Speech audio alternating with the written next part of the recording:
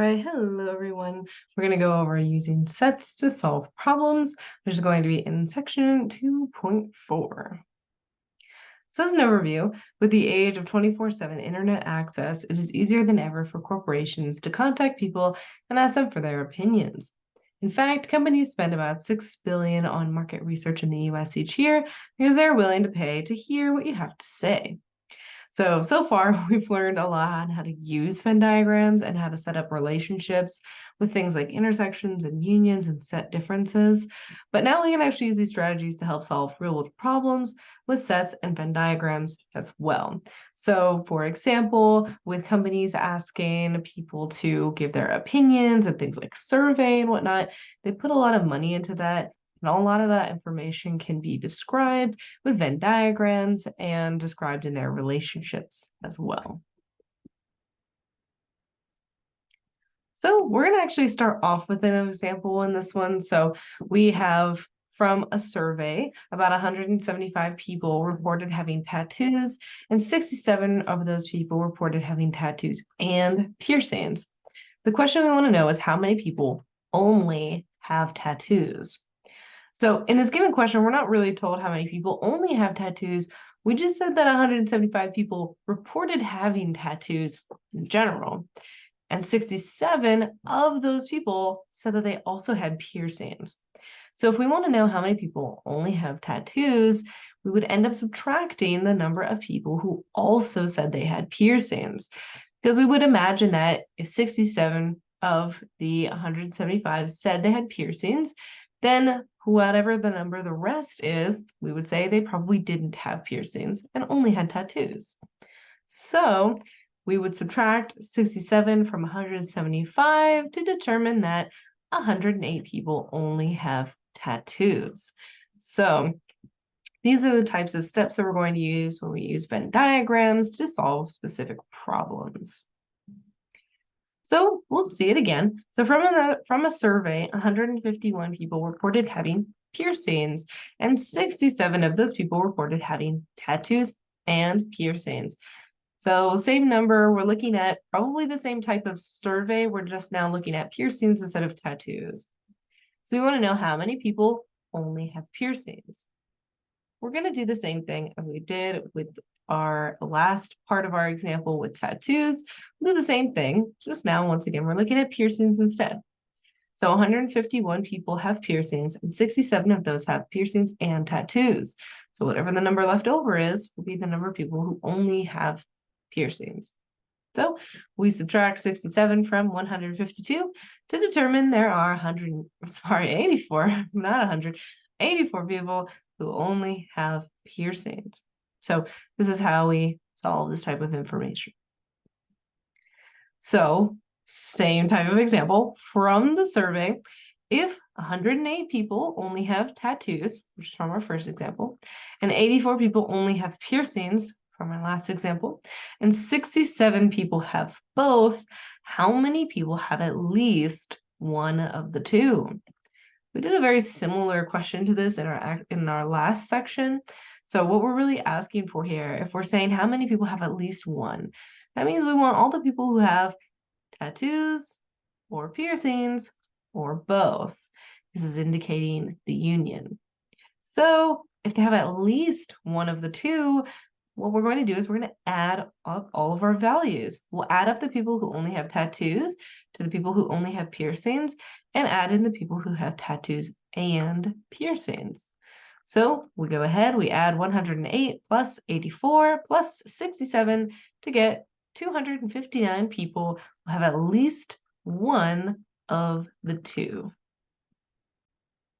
So we're going to be using Venn diagrams with two sets to start out with in solving real problems. So for step one, we have find the number of elements that are in both sets and write that number in region 2. So what you'll do is you'll try to start with the both question. So region 2, what is contained in both? That is typically where you will start. If that is what is missing, you will be responsible for finding that instead. But if it is given to you, that's where to start. Step 2, find the number of elements that are in set A and not set B by subtracting the elements in region 2 from the total number of elements in set A. So that's to find, using our last example with the tattoos and the piercings, we had those number of people that had tattoos and piercings. Set A would be like the people who only had tattoos. So you're finding how many people are in set A, but not also in set B. And then you'll write that answer in your region 1. So you'll write that in the place for set A. And then you repeat that for set B as well. So however many elements are in set B, you subtract what they share, the number in region 2, from region 3, and write that answer in region 3. So you start with the middle and subtract that number from both sets to find out how much is in the sets, not including the other. Then step 3, you'll find the number of elements in your universal set that aren't in sets A or B. So in these given problems and whatnot, you'll know kind of how many elements should be in the universal set to find out what is not within sets A or B. Then step 4, use the diagram to answer any specific questions that you are being asked. Once again, we have our picture here. So we have our set A, our set B, we have our elements in between, and then we also have our universal set here. So we're using this type of diagram for now. So on to our next example. We say in an average year, Columbus, Ohio has 163 days with some rain, 63 days with some snow, and 24 days with both. We're going to draw a Venn diagram to represent those averages and find how many days have only rain, only snow, and night. So let's go ahead on over to our notes to work this one. All right, so we want to draw our Venn diagram to represent all of these values and answer our questions, which is how many days only have rain, only have snow, and then neither, so neither rain nor snow. So to draw out our Venn diagram, the first place we could start is drawing out our box, the one that represents the universal set. So we'll go ahead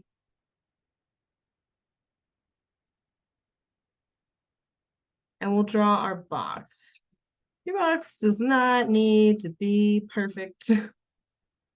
Just needs to make sense. So we have a box here. It's better to draw it a little bit like a rectangle than an actual box. So a little bit rectangular there. And then we'll draw our circles. We'll make one red and one blue. These are two most basic basic colors anyway.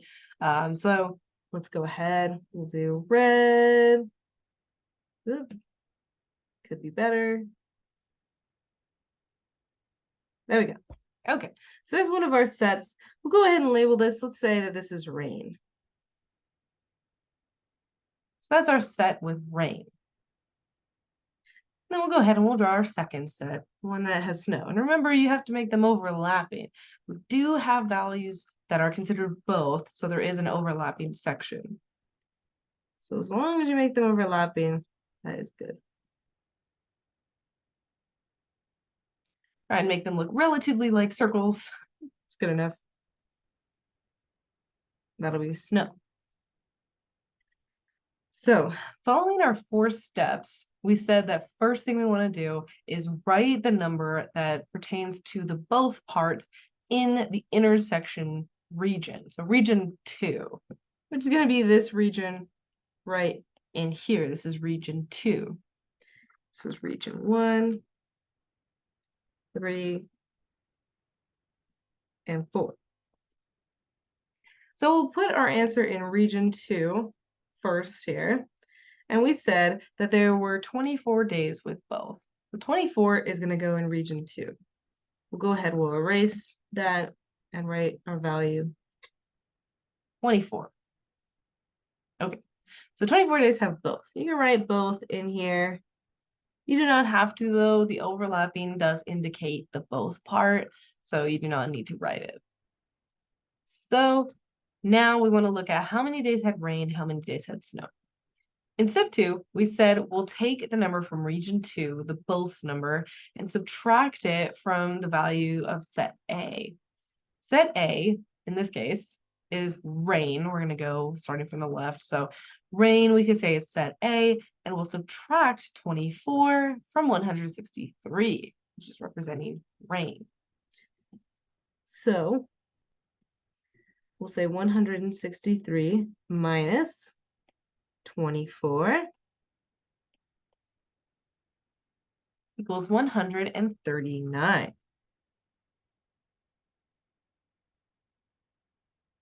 So the value of that area there is 139. Now we can go ahead and do the same thing with snow. So we said that 63 days had snow. So just like on set A for rain, we'll do the same thing. 63 minus 24. And that will be 39. So 39 days. There you go. 39 days had only snow. So now we know these values.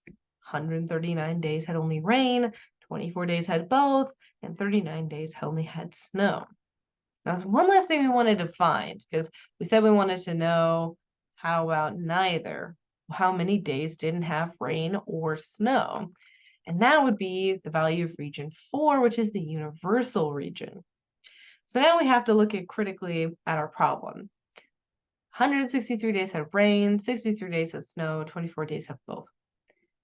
We're not really told like the number of days, but if we think about it and we look here in the beginning, it says in an average year we would say is 365 days. So our universal amount, or the number of things in our universal set, will be 365. So U is really 365 days in a year.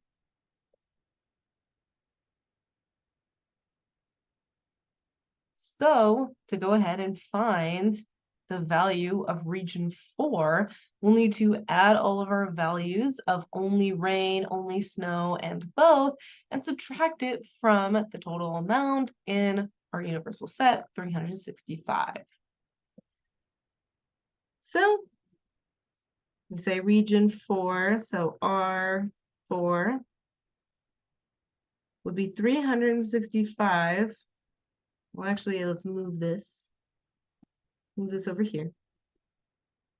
365 minus the sum of every other value in our Venn diagram. So 139 plus 24 plus 39. Whatever that number is, that's being subtracted from 365. So 139 plus 24 plus 39 comes out to be 202.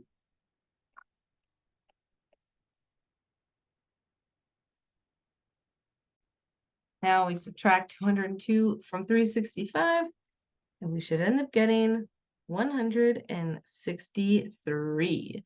So 163 days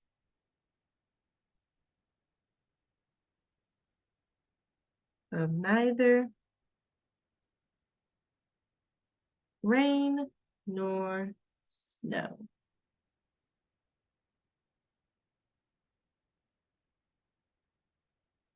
The question was to find how many days only have rain, only have snow, and neither. We did the neither part. We did already solve for the rain and snow, but let's just write our answers, kind of sum it up here. So we can say only rain was 139 days, and only snow was 39 days.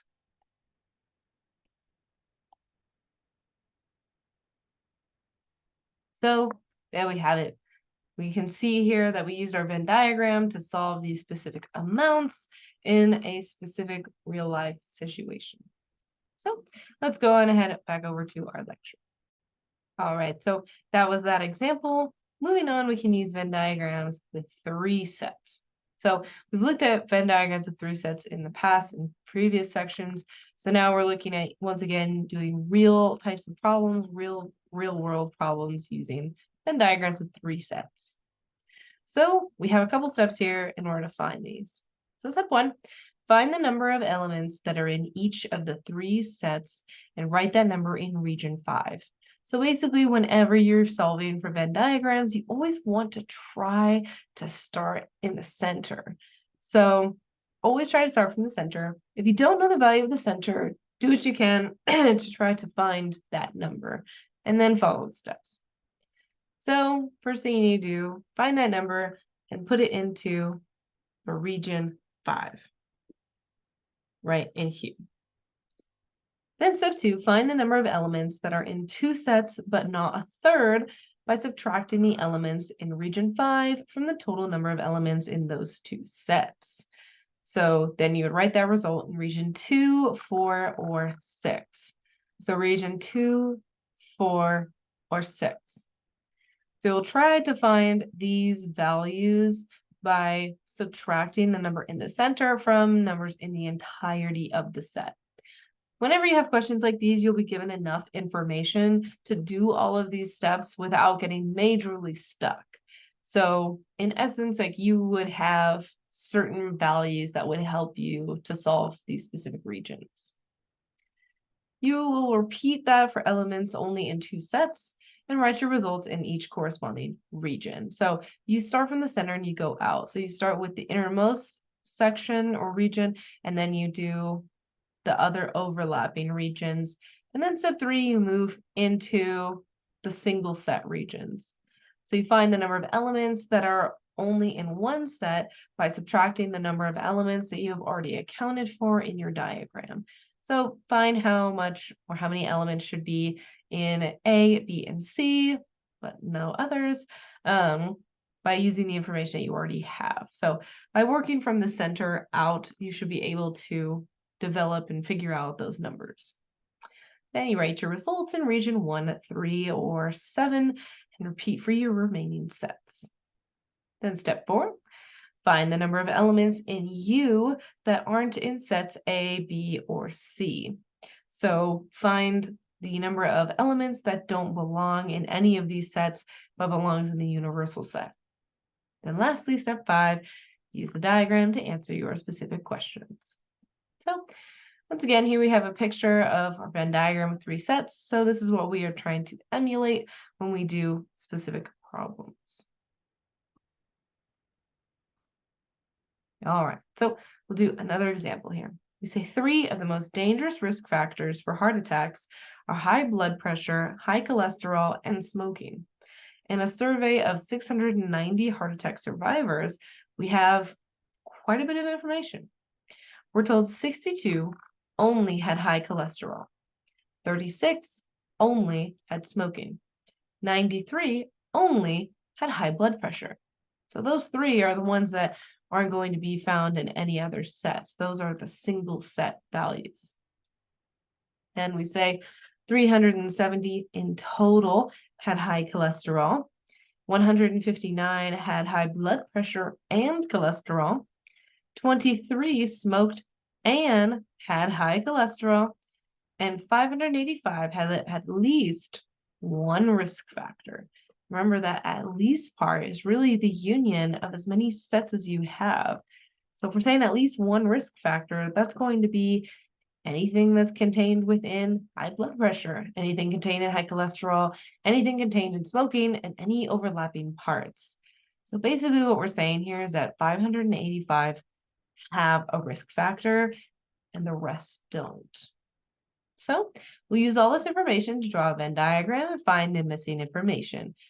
Key part of our missing information here is that we do not know how many people had all 3 risk factors. So we're going to have to figure out how to figure that out. All right, let's go on over to our notes. All right, so we want to try to draw a Venn diagram for our given information. So let's go ahead and start there. So we'll give ourselves just a little bit more room and we'll draw out our diagram.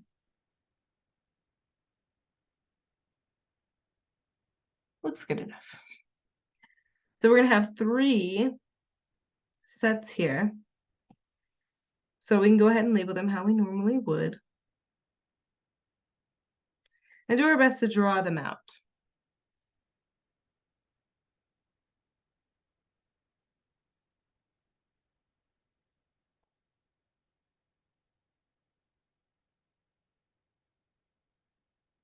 All right. Could be better, but good enough. So we have our universal set.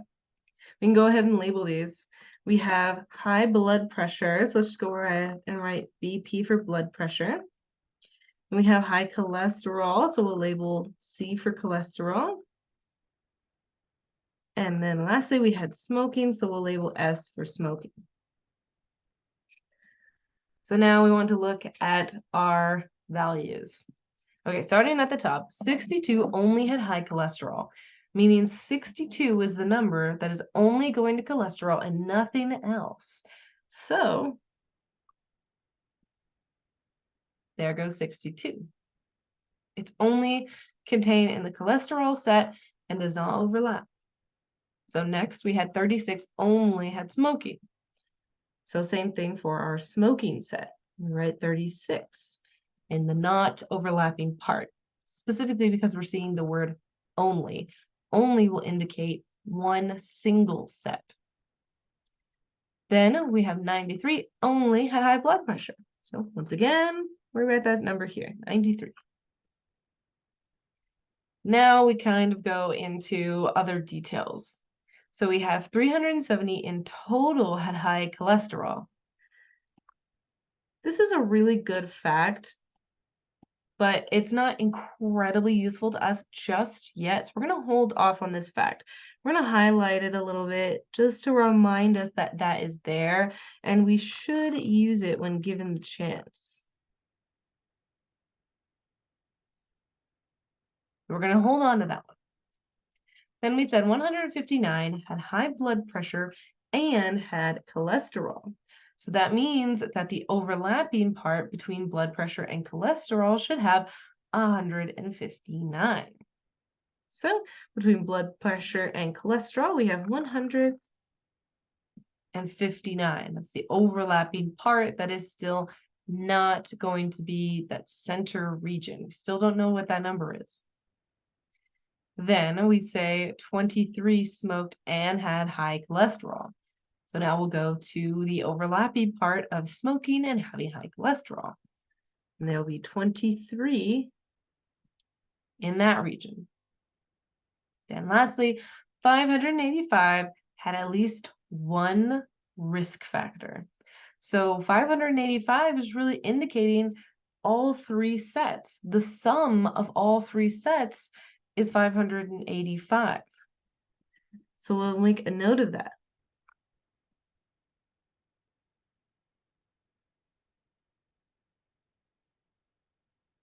So we say the sum of elements in all three sets equal 585. This will help us find the value of our universal set.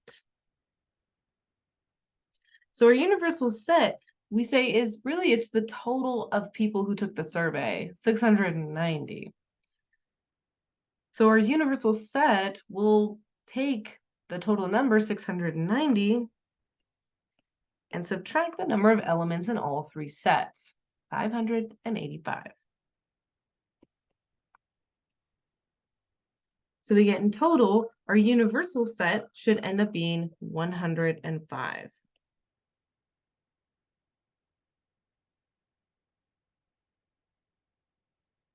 So we know that number, we found that value. Now the last thing that we want, because we want to find all of the missing information, is we still don't know how many people had high blood pressure and smoking, and how many people had all three. So we can go ahead and try to find this information using the information we were given. And if we look here, if I look at high blood pressure, I have the number 93 and the number 159, and I'm missing two pieces of information. Since I'm missing two pieces of information, I can't really find either one of those because I don't know those specific numbers. I can find out what they add up to, but I don't know those numbers specifically. So let's go to another set. Let's go to smoking. I have 36 in one category 23 in an overlapping category. And once again, another 2 pieces of missing information. So once again, I still don't quite know what they all share, and I don't know their overlapping part. So now I go to my last set, cholesterol. I have 62, 159, and 23. Okay, I have 3 regions here. I only have 1 piece of missing information. And if I remember, this is also the same fact that we left up here. I also know that that set in total has 370. So to find the last piece of information in the missing, or last piece of missing information in set C, which is going to be what they all share, I can go ahead and add up the values that I already know and subtract that from 370. Let's go ahead and do that. 370 in total. So the center part, what they all share, which we call this region 5. So we say region 5 can be solved by taking 370 minus the sum of all the numbers that we know. So 159 plus 62 plus 23. And we can go ahead and find this number. So if we add 159 and 62 and 23 together, that number will end up being 244.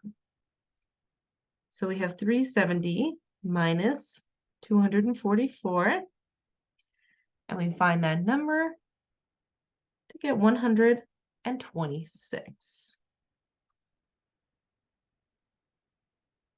So we can erase everything in there, and now we know that this number in the center is 126, which was a main number that we wanted to find. So we can highlight that. So now we know that value, that piece of missing information. And our last piece of missing information is the number of people who had high blood pressure and were smoking. Now that we have that piece of center information, this number should be quite a bit easier here to find. So let's go ahead and find that. We're told that the sum of all the elements in all 3 sets should equal 585. And we have everything but one small region. So what we can do to solve for this value is add up all of the values that we already know in all of our sets and subtract that from 585. So let's go ahead and do that now. So we say that our question mark in here, our last question mark, is going to end up being equal. We switched some stuff around a little bit. So this is going to be region 4 that we're solving for. So region 4 was going to be 585 minus the sum of all the values in 3 sets. Basically everything but 105. So we're going to add 93 plus 159 plus 62 plus 126 plus 23 plus 36. So we're going to add up all of those numbers, everything but 105. Remember, 105 is representing the people that did not have any symptoms or did not have any risk factors. So we'll add up those numbers. This ends up being 585 minus 499. That is what 93 plus 159 plus 62 plus 126 plus 23 plus 36 equals.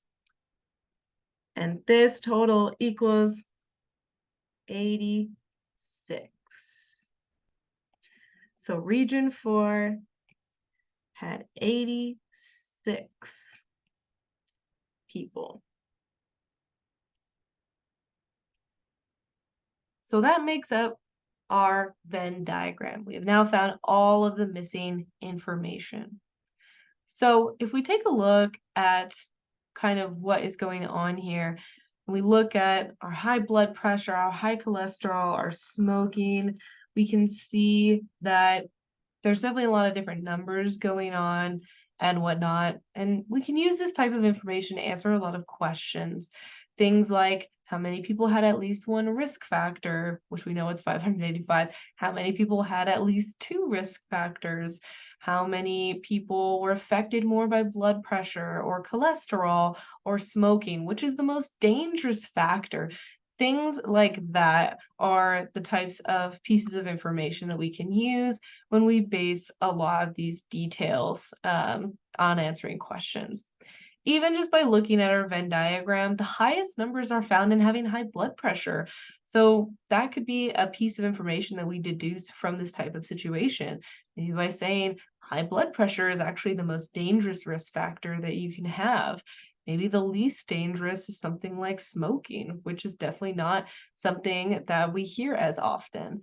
Of course, all risk factors would be dangerous in this situation, but we can base a lot of kind of theories and interpretations on specific questions like these and representing them with a like kind of illustrative way. So, all right, that finishes up that example. Let's go on back to our lecture. All right, so that was our last example there, and that wraps up section 2.4. So in summary, in section 2.4, we learned how to solve problems using Venn diagrams, specifically with 2 sets and also with 3 sets. So, all right, that wraps up our section, and I'll see you in the next one.